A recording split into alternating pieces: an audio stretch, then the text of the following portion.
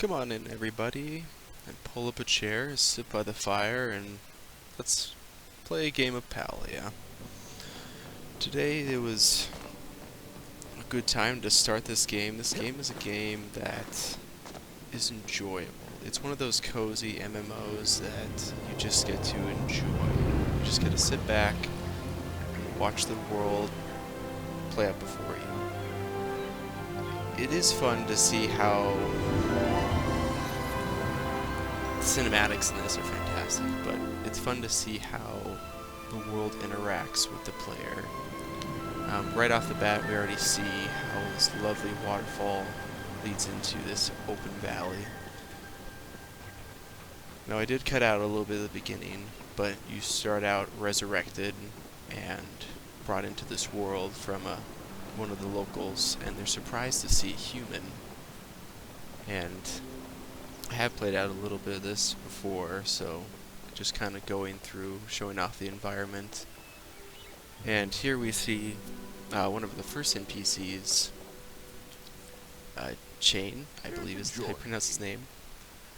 And he talks about how humans are childs of the Phoenix, this god that they see and portray as this watcher, this being that brings in people to life, takes care of the valley, and we just are confused by this whole experience. We don't have any memories of everything going on.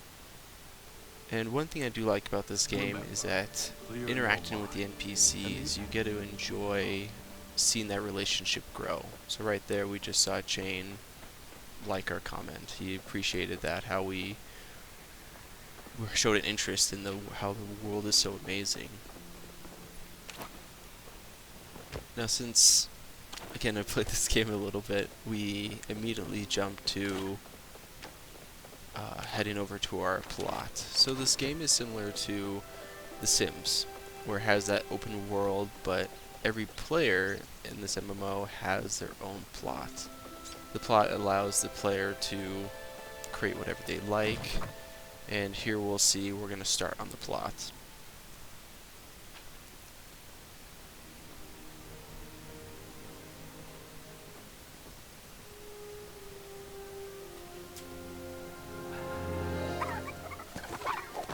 And we can see that it's in a little rough of shape.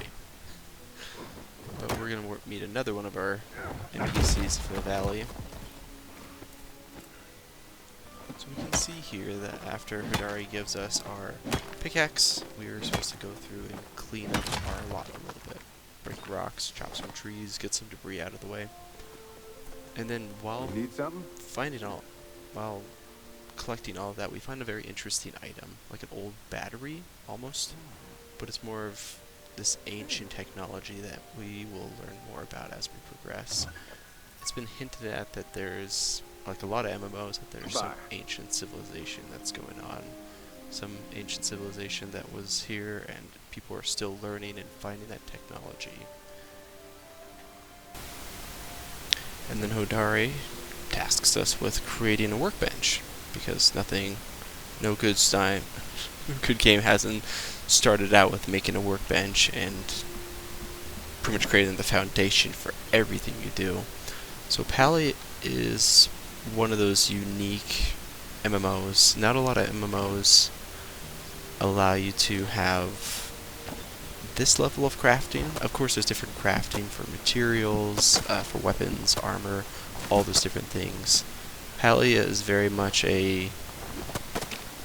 even a PvE environment, it's just create your own environment. There's no player versus player at the moment. I don't think they plan on even having that. Right now it's just, you get to create your home, you get to create your experience. So right now, just need to collect a bunch of wood, put all that together to make our chest and kind of our makeshift tent. As we saw, that Hodari just wants us to get used to the crafting system. I will say that Palia has a very enjoyable crafting system. The tools, I imagine, have to progress and get better, but we can see that it's very quick. If you played Dreamlight Valley, it's very similar to that fun animation where you craft an item and then get it all prepped. And here I need to collect more wood. Some items give you more wood, some items give you less. Like the bush I just got had more fiber than wood. It's a very balanced so far. I played a little of this in the beta. There wasn't too much. They've been improving quality of life, improvements here and there, but overall it's the same feel from their initial idea and that beta that came out. So then now, the items that we have, we don't go into a editor as sorts, we just actually pull them right off our toolbar. So here, the makeshift tent is this massive tent that, oh, a little bit of clipping here, but that's not too unusual for one of these games. So that we can collect our items. It's very easy to collect items, very easy to put together items, and just assemble your home. You can make it look very nice. I played a little farther than this, so there's a point where you can create more of a house look. But here we get introduced to another NPC of Anu. He's pretty much the mailman for the valley. But it's interesting that a lot of these NPCs aren't used to seeing people, or I suppose humans. Humans were a race that went extinct hundreds of years ago. This is all described during the introduction that I cut out. But so everyone's excited to see this human and all these other humans. They're referencing all these other players coming into the game and appearing, and they're all excited to meet him.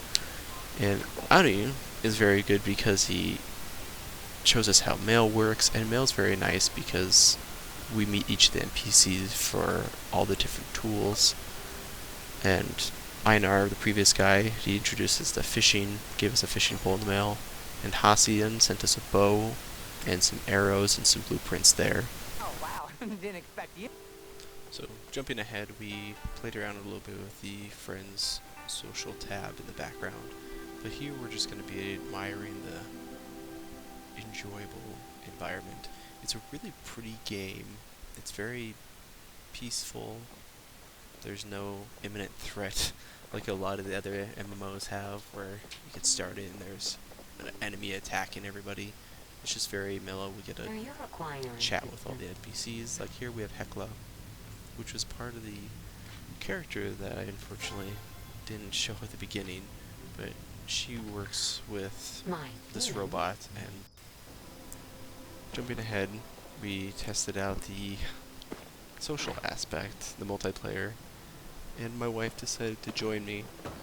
And this is a game that we'll probably be playing quite a bit together because it is really enjoyable playing in groups.